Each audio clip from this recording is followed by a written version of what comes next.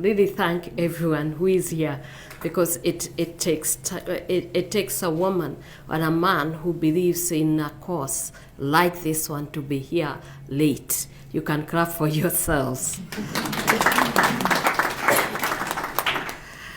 I come from Kenya. I'm the second lady, married to the deputy president. And I must tell you that widowhood is not by choice. Widowhood comes by circumstances.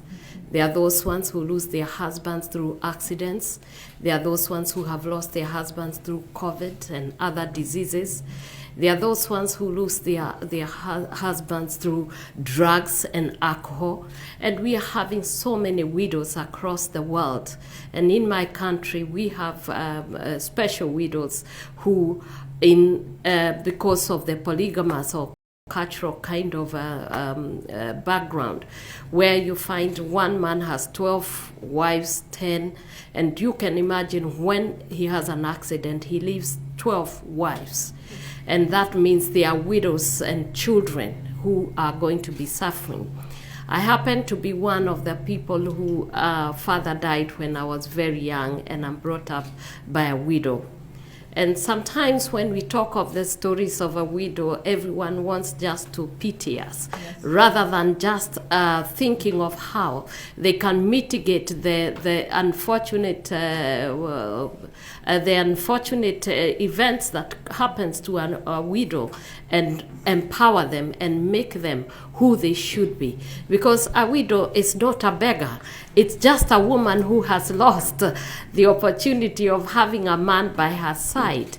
And when she has children, and those children have to suffer, and the world look on, and they don't think it is anything. I've been in this CSW for the last 2 days, and when they were talking about the digital space and technology innovations, there is not even a single thing that I heard about widows being considered, and they are part of the woman community and society.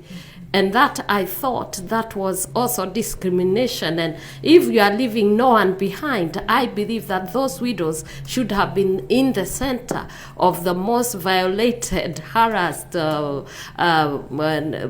experiencing the worst of human indignity, where a woman has to go with her children from being rich to relatives taking her land, to relatives taking everything.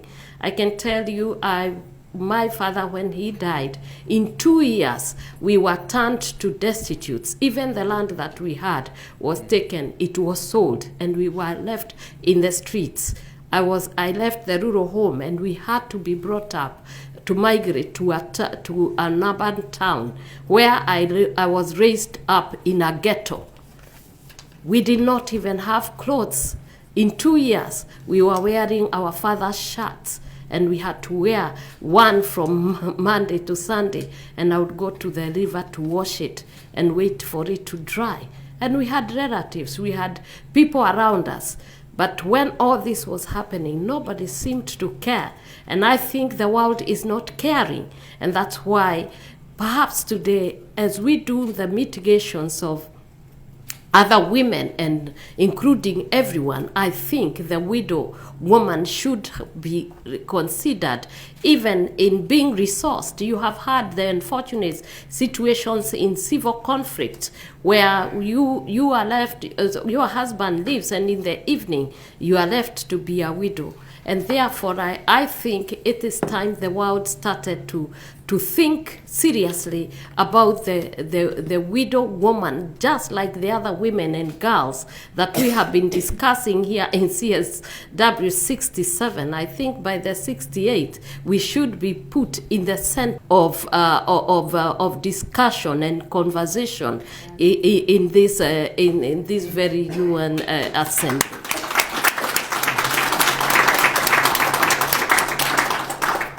In Kenya, there are a few things that we are doing to mitigate the cases that we would revolutionize and transform the widow's life and their children.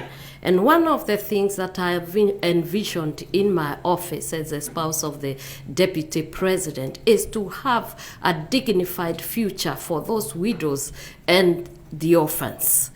And one of the areas that I think we can do, together with the table banking, we envisage a situation of having these women now forming the Widows Circle, where the 47 chapters of the 47 counties can come together and mobilize funds so that they can too have savings and also build a capital that they can be able to build themselves houses and have decent places to live with their children, and perhaps also have affordable housing that they can be able to rent and be able to get incomes.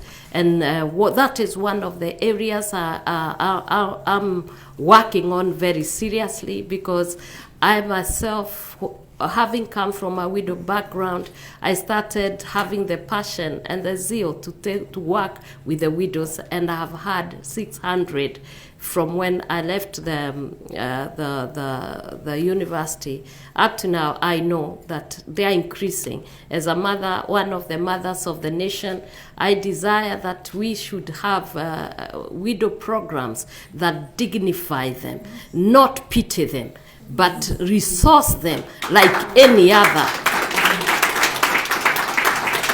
So that even when budgets and when people are planning in their strategic plan, the widow is put and placed in the center of every country, and making them become like a human being with human rights and freedoms, and people who can contribute to the revenues of a country and be dignified enough to be spoken of without having to be put in the sidelines. I think it is time that the world started to think in the right way.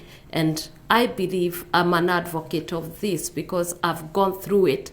I know how to come from a house to stay in a chicken pen. I know how to be clothed and to be naked the next moment. I know how to have a meal, and then later in 2 years you are destitute in a ghetto and you don't even have food to eat. For 3 days you stay. People have to come and give you, and you are begging just because your father died. And you don't have a cover. You are exposed, no protection, no nothing. And I think it is time that we stopped pitying the widows and we started doing something about it. Amen.